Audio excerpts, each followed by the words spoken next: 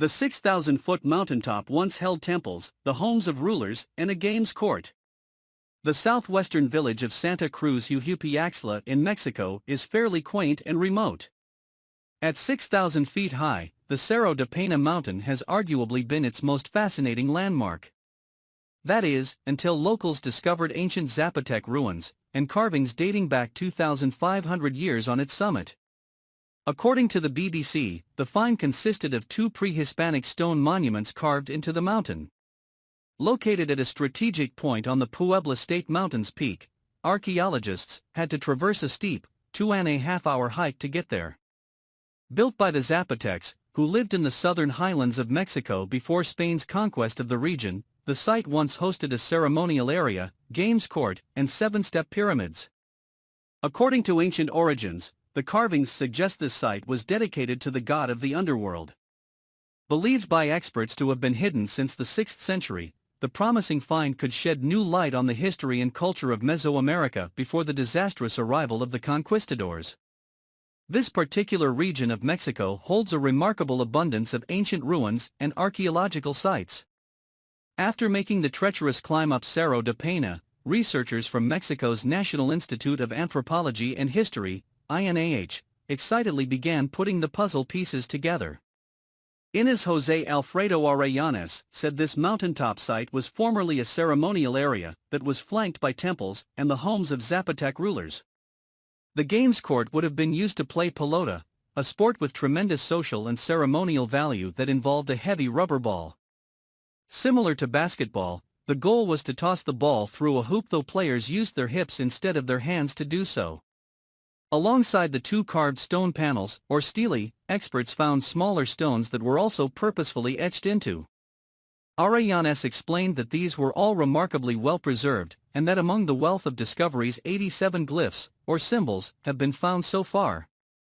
Some of the depictions are of horned animals and figures, including eagles and iguanas. One of the larger carvings seems to depict a woman that resembles a bat and could potentially be of an ancient goddess.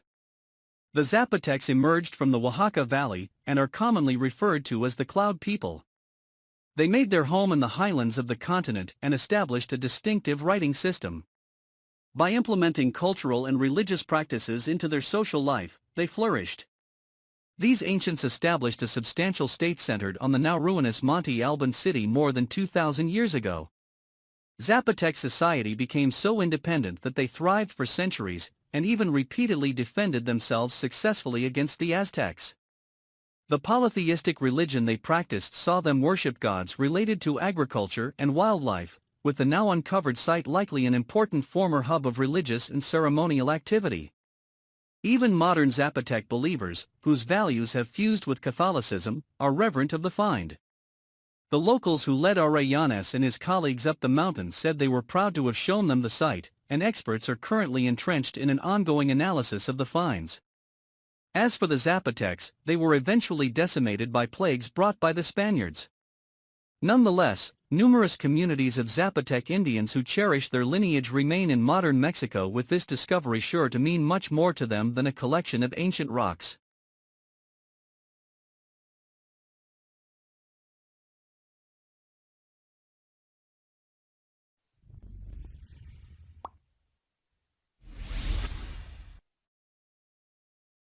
Although we know a great deal about every corner of our planet, there are always more mysteries lurking.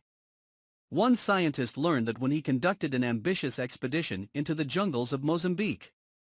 The journey would be like no other, and the bizarre discoveries he found there would forever change him. Conservationist Julian Baylis always dreamed of grand adventures. An explorer, he yearned to travel the world and see sights never before witnessed. Often he would scroll through Google Maps, daydreaming about the possibilities. And one afternoon he noticed something that stopped him cold. Looking at the top of the distant Mount Lico in Mozambique, he spotted something truly odd and remarkable, an entire rainforest. And what's more, he was pretty sure that no one had ever been there before. Even more intriguing, the sides of the cliff were steep and seemingly impenetrable. If Baylis was right, this was his chance to go where no man had gone before. What he didn't yet know was that there was a very good reason for that. Bayliss got straight to work assembling a team of superstars. The 28-person expedition included scientists, doctors, rock climbers, and even a chef. What they all had in common: they were the best in the world at what they did. To get to the base of the mountain, the researchers first traveled through villages, negotiating with locals and navigating rough terrain. Without the benefit of roads, they abandoned their vehicles and continued, completely unaware of the horrors and the darkness ahead.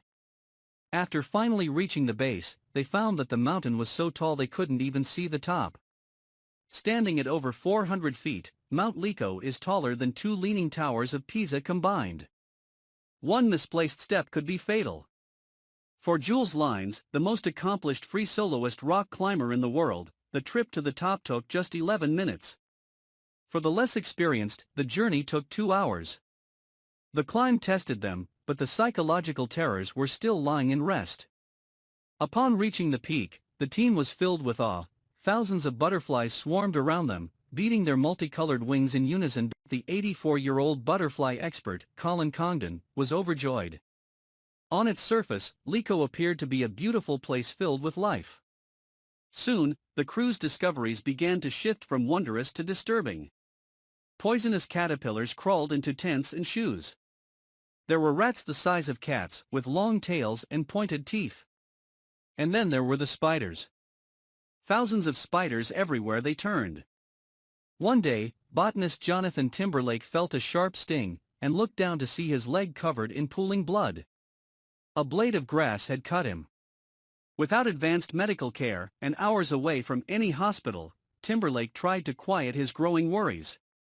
The next day, not just his leg, but his whole body burned. He was weak and feverish, but needed medical care at the base camp. The team strapped him into the harness and began the arduous process of bringing him down, not sure if they would see their friend again. By the time Timberlake had made it down the 400-foot cliff and through the jungle, he had a fever and was hallucinating. The doctor, fearing the worst, cleaned his wound and treated him with antibiotics. All there was left to do was wait. Miraculously, Timberlake made a full recovery, though he decided to spend the rest of the expedition at the base camp. What he didn't know was that he may have been one of the lucky ones. On top of the mountain, the trouble was just starting. They hadn't anticipated the strange and horrifying creatures they came to encounter on the mountain, and a lack of birds made the forest eerily silent. The only audible sound was their own footsteps, trudging through the darkened jungle. Then came the discovery that completely changed everything they thought they knew about Mount Lico.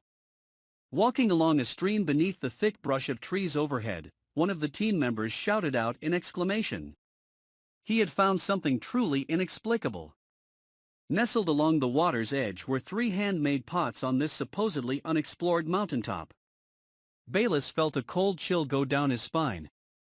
As a scientist, he was usually ready for the unexpected, but he could feel something sinister lurking beneath the surface.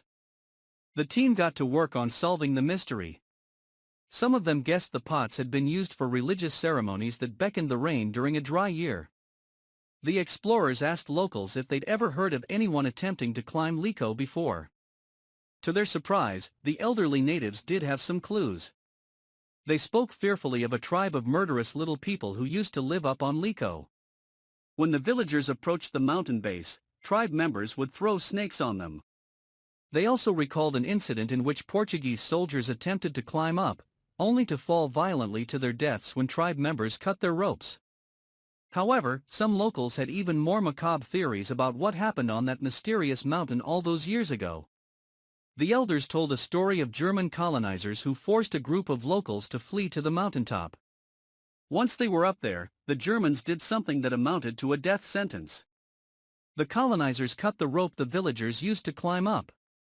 They were left stranded with little food and no way to return to their homes. They were cursed to wait out the rest of their lives starving, huddled in a cold dark forest. Bayliss and his team shuddered. They had gone to the mountain to experience beauty and taken the wonder that nature had to offer. Little did they know, this supposedly untouched oasis was actually tainted by a tale of horror and human aggression. But they kept forward with their search. In a region as long settled as Africa, any given cave can reveal a groundbreaking discovery.